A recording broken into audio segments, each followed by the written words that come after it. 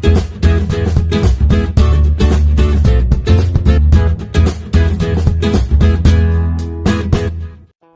Hello good morning friends, welcome back to our channel mom and me talks and it's me Sandhya. ఎలా ఉన్నారండి అందరూ? నేనైతే సూపర్గా ఉన్నాను అండ్ మీరందరూ కూడా సూపర్ ఉండాలని కోరుకుంటున్నాను. సీజన్ మారుతోంది కదండి, ఇంకా సమ్మర్ రాబోతోంది అండ్ మనకి వెదర్ అంతా కూడా మారుతూ ఉంది కదా. సో మా వారు ఏమో మరి బయట ఏం తిన్నారో ఏం తాగారో తెలియదు కానీ గొంతు నొప్పి అంటున్నారనమాట. నిన్నటి నుంచి కొంచెం లైట్గా దగ్గు కూడా వస్తుంది అండ్ ఈ రోజుకి ఫీవర్ కూడా వచ్చిందనమాట. సరే ఇంకెందుకు లేట్ చేయొద్దు, మేబీ థ్రోట్ ఇన్ఫెక్షన్ ఏమో, సరైన మెడికేషన్ తీసుకోవడం మంచిది అని చెప్పి హాస్పిటల్కి తీసుకెళ్తున్నా అనమాట. అంటే వెదర్ చేంజ్ అయ్యేటప్పుడు మన బాడీలో కొన్నిసార్లు ఆ చేంజెస్కి తగ్గట్టుగా మన బాడీ అడ్జస్ట్ అవ్వలేకపోవడం వల్ల కొన్నిసార్లు మనకి జ్వరాలు, దగ్గులు లాంటివి రావడం సహజమే.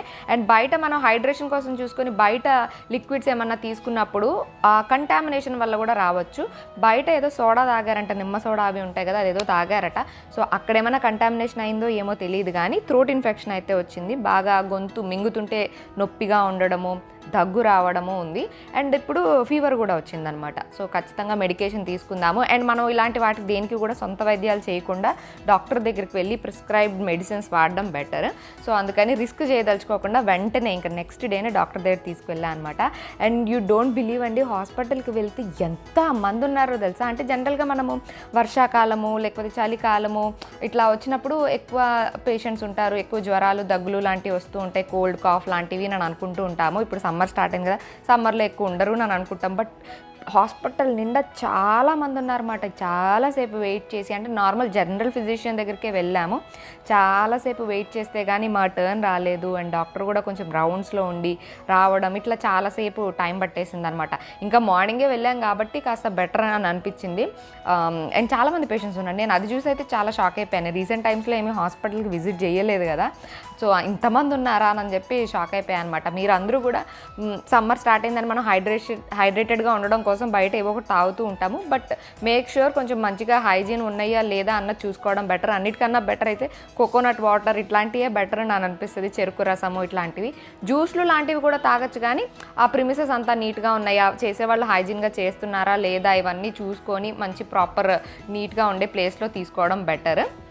సో ఇవిగోండి, అనవసరంగా ఏదో నిమ్మ సోడానో ఏదో తాగడం వల్ల ఇప్పుడు సిక్ అయిపోయారు ఈయన. డాక్టర్ చూసి ఇదంతా అంత సివియర్గా ఏం లేదు, జస్ట్ మైల్డ్ యాంటీబయాటిక్ ఇస్తా అండ్ అలాగే ఫీవర్ ఉంటే పారాసెటమాల్ ఒకటి వేసుకోమని అన్నారు. నథింగ్ టు వరీ అని ఒక 3 days కోర్స్ అయితే ఇచ్చారనమాట ట్యాబ్లెట్స్. ఇంకా అవన్నీ ఈయన తీసుకొని ఇంటికి వచ్చేసా. ఇంక ఈరోజు లీవ్ పెట్టి ఈరోజు అంతా రెస్ట్ తీసుకోమని చెప్పాను అనమాట. అండ్ మార్నింగ్ వెళ్ళేటప్పుడే నేను వంట చేసేసి వెళ్ళానండి. చిక్కుడుకాయ ఆలూ కర్రీ చేసి టమాటా రసం పెట్టి బాయిల్డ్ ఎగ్స్ చేశాను అనమాట. సో ఫాస్ట్గా పొద్దున్నే ఫినిష్ చేసుకొని అటు వెళ్ళా. అండ్ యూ ఆల్ నో హాస్పిటల్లో ఎంత టైం పడుతుందో, సో టైం పట్టేసింది. ఇంకా వచ్చిన తర్వాత పిల్లలు ఆల్రెడీ తినేసారు. అప్పటికి నేను, మా వారు, మావయ్య గారు తినాలన్నమాట. ఇంకా యాక్చువల్గా హాస్పిటల్లో లేట్ అవుద్ది అని మావయ్య గారిని పిల్లల్ని తినేమని అన్నాను. బట్ మావయ్య గారు మాతో మేము వచ్చి ఏం లేదు, బాగానే ఉంది, మెడిసిన్ ఇచ్చారు అని చెప్తే కానీ అప్పుడు ప్రశాంతంగా తినలేరన్నమాట. లేకపోతే ఆలోచిస్తూ ఉంటారు, టెన్షన్ పడుతూ ఉంటారు. జనరల్గా ఇంట్లో పెద్దవాళ్ళు ఉంటే అంతే కదండి, మన గురించి ఎక్కువ ఆలోచిస్తూ ఉంటారు, ఏమైందో అని చెప్పి. సో ఇంటికి వచ్చి అంతా బాగానే ఉంది, తగ్గిపోతుంది అన్నారు అని చెప్తే అప్పుడు ప్రశాంతంగా భోంచేశారన్నమాట. ఇంకా నెక్స్ట్ ఇంకా భోంచేసి కొద్దిసేపు రెడీ అవ్వగానే ఇప్పుడు మళ్ళీ బయటికి బయలుదేరాను. ఇప్పుడు ఎక్కడికి అని అంటే ఇప్పుడు మావయ్య గారిని తీసుకొని డెంటల్ హాస్పిటల్కి బయలుదేరాను అనమాట. ఆల్రెడీ ఆయన డెంటల్ ట్రీట్మెంట్ జరుగుతుంది కదండి, ఈరోజు ఇంకా లాస్ట్ సెషన్ అనమాట. సో మధ్యాహ్నం బుక్ చేస్తాను మోస్ట్లీ ఎక్కువ మామయ్య గారు అయితే. మార్నింగ్ ఏమో ఆయన అపాయింట్మెంట్, అప్పుడు హాస్పిటల్లోనే ఉన్నా. ఇప్పుడు మధ్యాహ్నం ఏమో మామయ్య గారు అపాయింట్మెంట్, ఇప్పుడు కూడా మళ్ళీ డెంటల్ క్లినిక్కి వెళ్తున్నాం అనమాట. అండ్ మోస్ట్లీ ఇప్పుడు అంతా అయితే అయిపోయిందిలేండి. అంటే కొంచెము పెద్దవాళ్ళు కదా, పెద్దవాళ్ళకి కొద్దిగా మెల్లగా నెంబర్ ఆఫ్ సెషన్స్ ఎక్కువ తీసుకొని మెల్లగా ట్రీట్ చేస్తుంటారు కదా. సో ఈరోజు లాస్ట్ సెషన్ అనమాట. ఇంకొకసారి చూపించి అంతా బాగానే ఉంది అంతా అని అనుకుంటే ఇంకా మళ్ళీ ఇప్పుడప్పుడు ఏం రావాల్సిన అవసరం లేదు. సో ఇదిగోండి వచ్చేసాం డెంటల్ హాస్పిటల్కి. మేము ఎప్పుడు మల్కాజ్గిరిలో వెళ్తాం అనమాట, Anandbagh super speciality dental hospital అని. మావయ్య గారికి అక్కడే తీసుకొని వెళ్తాం. అండ్ ఎక్కువ డాక్టర్స్ని చేంజ్ చేయము. అంటే ఆయనకు ఆల్రెడీ మావయ్య గారి గురించి అన్నీ తెలుసు, ఆయన పళ్ళ గురించి ఎవ్రీథింగ్ అంతా తెలుసు కాబట్టి ఎప్పుడు ఏ నొప్పి అన్నా ఏ ప్రాబ్లం అన్నా సరే డైరెక్ట్గా మావయ్య గారిని ఇక్కడ తీసుకొచ్చేస్తాను అనమాట, అపాయింట్మెంట్ బుక్ చేసుకొని. సో వచ్చి అన్నీ చెక్ చేసి అంత పర్ఫెక్ట్గా ఉంది అని చెప్పేశారు. సో త్వరగానే అయిపోయి మళ్ళీ 4 o'clock కల్లా ఇంటికి వెళ్ళిపోయాను. ఇంకా 4 అయ్యింది అనగానే 4 ఇంట్లో టీ కోసం చూస్తుంటారనమాట. ఇంకా మా వారికి, మావయ్య గారికి అందరికీ టీ పెడుతున్నాను. ఎలాగో థ్రోట్ పెయిన్ ఉంది కదా, సో అల్లం వేసి మంచిగా అల్లం చాయ్ పెడదాము అని చెప్పి మంచిగా అల్లం వేసి టీ పెడుతుంటే ఇంకా పిల్లలకు కూడా మాకు కూడా కావాలి అని చెప్పి వాళ్ళు కూడా కొంచెం అని అన్నారు. సరే అందరు తాగుతున్నారు కదా, ఇంకా వై నాట్ మీ అని చెప్పి 5గురికి, అంటే పిల్లలకి హాఫ్ కప్ అలా 5గురికి టీ చేస్తున్నాను అనమాట. జనరల్గా పిల్లలు కానీ నేను కానీ టీ కాఫీలు తాగము, జస్ట్ కంపెనీ ఇవ్వడానికి లేకపోతే ఎప్పుడైనా ఇలా అకేషనల్గానే తాగుతుంటాం అనమాట. పిల్లలకైతే అస్సలు ఇవ్వను, బట్ వాళ్ళకి వాళ్ళ డాడీ తాతయ్యతో కూర్చొని టీ తాగాలి, మమ్మీతో కూర్చొని టీ తాగాలి అంటే మమ్మల్ని చూస్తుంటారు కదా, టీ పట్టుకొని కూర్చొని కబుర్లు ఆడుకుంటూ కూర్చుంటాం కదా. సో ఈరోజు లేదు మనము కబుర్లు ఆడుకుంటూ తాగుదాం మమ్మీ అని చెప్పి వాళ్ళకి పెట్టమన్నారనమాట. సో అందుకని 5గురికి టీ పెడుతున్నా ఈరోజు, మంచి అల్లం చాయ్. ఇంకా వీళ్ళకి ఈసారి మార్క్స్ బాగా వచ్చినాయి కదండి, అందరూ రకరకాల గిఫ్ట్స్ ఇస్తాము అని చెప్పారనమాట. ఏం కావాలో చూసుకోమని చెప్పి వీళ్ళిద్దరు ఏంటంటే హెడ్ ఫోన్స్ కావాలి అని, అంటే వాళ్ళు ఏదో గేమ్స్ ఆడుతూ ఉంటారు వాళ్ళ ఫ్రెండ్స్తో అందరితో కలిసి, అందులో మాట్లాడుకుంటూ ఆడుతూ ఉంటారన్నమాట. ఆ సౌండ్లు ఏమో బయటకు వస్తూ ఉంటాయి కదా, ఒక్కొక్క రూమ్లో కూర్చొని ఆడుతూ ఉంటారు. సో హెడ్సెట్ కావాలి అలానని అడిగారు. అండ్ ఇంతలో ఏమైంది, సౌమిత్ ఫోన్ పాడైపోయిందనమాట. అంటే మీకు మనల్ని రెగ్యులర్గా ఫాలో చేసే వాళ్ళకైతే ఐడియా ఉంటుంది, ఒకసారి స్క్రీన్ పగిలిపోతే నేను స్క్రీన్ మార్పిచ్చాను. ఆ స్క్రీన్ అంటే శాంసంగ్ స్టోర్లో మొత్తం స్క్రీన్ మార్చడానికి ఆల్మోస్ట్ 6000 ఎంతో ఛార్జ్ చేశారు, 5000 to 6000 గుర్తులేదు కరెక్ట్గా. సో అంత ఛార్జ్ చేసి మొత్తం మార్చారు. అప్పుడు 2-3 సబ్స్క్రైబర్స్ కూడా ఎవరో కమెంట్ పెట్టారండి, స్క్రీన్ మార్పించినా ఎక్కువ రోజులు రాదు, మ్యాక్సిమం 6 months వస్తుంది, తర్వాత పోద్ది అని చెప్పారు. వాళ్ళు చెప్పినట్లే జరిగిందండి. ఇప్పుడు వాడి ఫోన్ ఆన్ అవ్వట్లేదు, ఏమైందో తెలియదు. సరే నన్ను తీసుకెళ్తే ఏదో ఐసీ ప్రాబ్లం అని అంటున్నారు. ఇంకా అబ్బా అని అనుకున్నాం అనమాట. అనవసరంగా అంటే మనకు తెలియదు కదా మొబైల్స్తో ఎట్లాంటి ప్రాబ్లమ్స్ వస్తాయి ఏంటి అని చెప్పి. సో స్క్రీన్ మార్పిస్తే ఫోన్లే ఒక సంవత్సరం 1-2 years అలా నడిపించేయచ్చు అని అనుకున్నా కానీ లేదు, ఫోన్ అయితే ఇప్పుడు ఖరాబ్ అయింది. వాళ్ళు కూడా ఇప్పుడు ఐసీ ప్రాబ్లమ్ అని అంటే మీకు మళ్ళీ ఎక్కువే అవుతుంది అని అంటున్నారు అనమాట. ఆల్రెడీ 5 బోల్డ్ పెట్టి స్క్రీన్ మార్పించాం, మళ్ళీ ఇప్పుడు బోల్డ్ పెట్టి రిపేర్ చేయించాలి. ఆ రిపేర్ కూడా మళ్ళీ గ్యారంటీ ఉండదంట, వీ కెన్ జస్ట్ ట్రై అని చెప్తున్నారు. సరే అంత ట్రై అండ్ ఎర్రర్ చేసే పరిస్థితిలో లేండి అని చెప్పి సరే ఏదన్నా సెకండ్ హ్యాండ్ ఫోనో లేకపోతే ఏమన్నా ఉంటుందేమో చూద్దామని అనుకుంటున్నాం. ప్రస్తుతానికి అయితే ఏమీ తీసుకోవట్లేదు, ఉన్న ఒక్క ఫోన్నే ఇద్దరు మేనేజ్ చేసుకోండి అని చెప్తున్నాం అనమాట. సో సాకేత్ ఫోన్నే ఇద్దరు మేనేజ్ చేసుకుంటున్నారు. పిల్లలకి ఫోన్లా నన్ను అనుకోకండి, పిల్లలకి వాళ్ళ అకౌంట్ తోటే మేము ఫోన్లు ఇస్తాం అనమాట. అంటే మన ఫోన్ ఇచ్చాం అనుకోండి, దానిలో మన డీటెయిల్స్ అన్నీ ఉంటాయి కదా, మన ఏజ్కి తగ్గట్టు అలాగా. సో అదంత సేఫ్ కాదు పిల్లలకి. సో అందుకని వాళ్ళ ఒరిజినల్ డేట్ ఆఫ్ బర్త్ తోటి కిడ్స్కి ఫ్రెండ్లీ ఉండే వీడియోస్ మాత్రమే ఫిల్టర్ అయ్యి వస్తూ ఉంటాయి. సో అలాగా వాళ్ళకి అందుకనే ఫోన్ ఇస్తాం అనమాట. సో ఇదిగోండి ముగ్గురం కలిసి బాల్కనీలో కూర్చొని కబుర్లు ఆడుకుంటూ చాయ్ తాగుతున్నాం. మామయ్య గారికి ఆయనకి ఇచ్చేసాము, కొంచెం రెస్ట్ తీసుకుంటున్నారు, ఇద్దరు అలసిపోయారు బయట తిరిగి వచ్చేసరికి. ఇంకా పిల్లలు నేను కబుర్లు ఆడుకుంటూ ఇలా టీ తాగుతున్నాం అనమాట. వాళ్ళకి ఏంటంటే ఇదంతా చాలా స్పెషల్ డేట్ లాగా అనిపిస్తుంటుంది అనమాట. అమ్మ మన ముగ్గురం కూర్చొని మాట్లాడుకుంటూ ముగ్గురం కలిసి టీ తాగుదాం మమ్మీ అని చెప్పి. వాళ్ళు ఇవన్నీ చిన్న మూమెంట్సే కానీ పిల్లలతో మంచి బాండింగ్ ఏర్పడతాయి అనిపిస్తుంది. అదేదో నార్మల్ టీ మనం రోజు పెట్టి అందరికి ఇచ్చే టీయే రెగ్యులర్గా కాకపోయినా ఎప్పుడైనా ఇలాగా పిల్లలతో స్పెండ్ చేయడానికి మంచిగా అనిపిస్తుంది. ఇప్పుడు సమ్మర్ కాబట్టి కోల్డ్ కాఫీ లాంటివి కూడా ట్రై చేయొచ్చు, లేకపోతే ఏదైనా మిల్క్ షేక్ లాంటివి కూడా ట్రై చేయొచ్చు. కాకపోతే ముగ్గురు కలిసి కూర్చొని కబుర్లు ఆడుకుంటూ తాగేలా ఉంటే బాగుంటుంది అనమాట. అండ్ ఇంకా టీ జస్ట్ ఒక హాఫ్ కప్పు వాళ్ళిద్దరికి, నేను ఒక హాఫ్ గ్లాసు అలాగా కొంచెం తాగాను.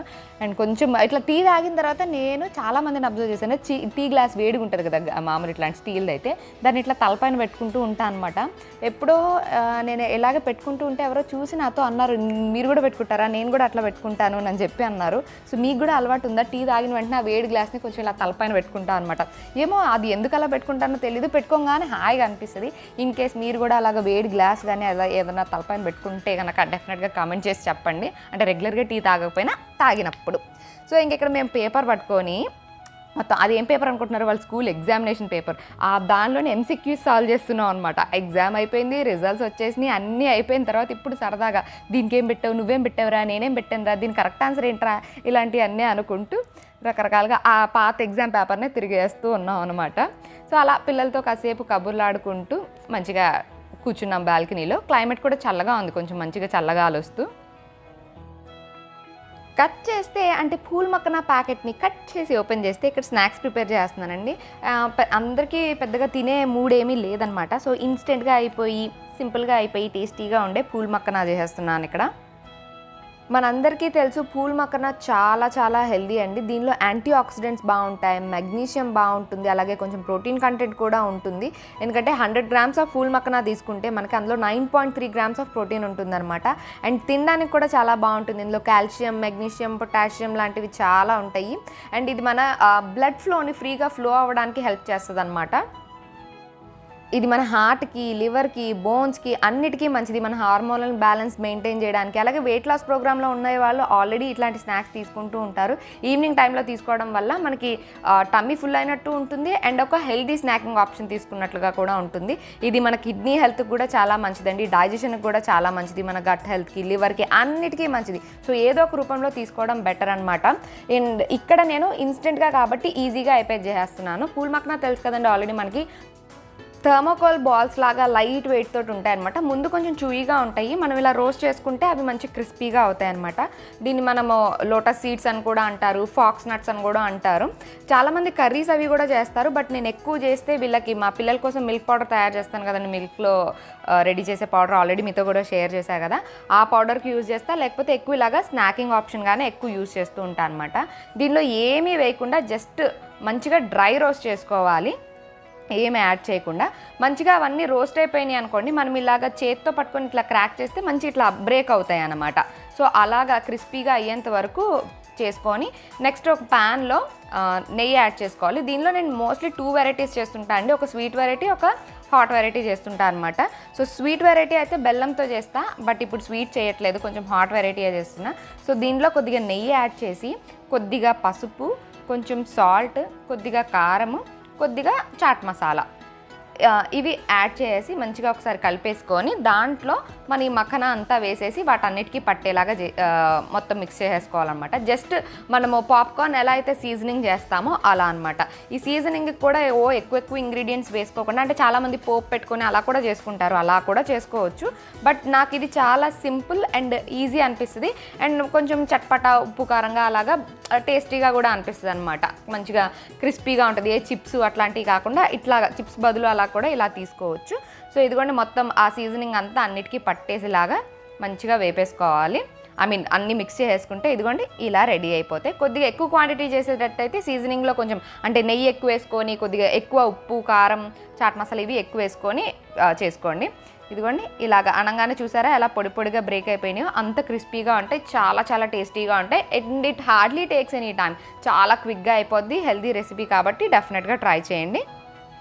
సో స్నాక్స్ తినేసి ఫ్రెష్ అయిపోయి అలా కొంచెం కమెంట్స్ అట్లా అన్నీ చూసుకొని, వీడియోస్ అన్నీ చూసుకొని కొద్దిగా ఎడిటింగ్ చేసుకున్న తర్వాత చపాతీలు చేస్తాను అనమాట. అప్పుడు ఇంకా నేను షూట్ చేయలేదు, ఆల్రెడీ ఇదిగోండి అందరి కోసం చపాతీలు చేస్తాను. బట్ మా వారు అన్నారు చపాతీ వద్దు, కొద్దిగా ఏమైనా లైట్ ఫుడ్ కావాలి అని అన్నారన్నమాట. సో అందుకని మామయ్య గారికి, నాకు, పిల్లలకి అయితే చపాతీలు చేసి మా వారి కోసం ఇడ్లీ పెడదామనుకున్నాను. ఇడ్లీ పిండి ఆల్రెడీ ఉంది, మార్నింగ్ బ్రేక్ఫాస్ట్కి ఇడ్లీయే చేసా, అదే రాగి ఇడ్లీ చేశాను అనమాట.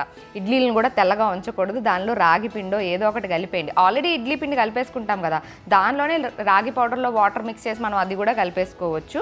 సో వైట్గా కన్నా అలా ఏమన్నా మల్టీగ్రెయిన్ రవ్వ యూస్ చేయడము, లేకపోతే మిల్లెట్ రవ్వ యూస్ చేయడం లాంటివి చేయడం వల్ల ఇడ్లీలు ఇంకా మంచిగా హెల్దీగా చేసుకోవచ్చు అనమాట. మనం లేదు అనుకుంటే క్యారెట్ తురుము, బీట్రూట్ తురుము లాంటివన్నా సరే యాడ్ చేసుకోవచ్చు. జస్ట్ అది వైట్గా ఉంచకూడదు అని ఒకటి మనం ఫిక్స్ అయ్యామనుకోండి, ఏదో ఒకటి యాడ్ చేస్తాం అనమాట.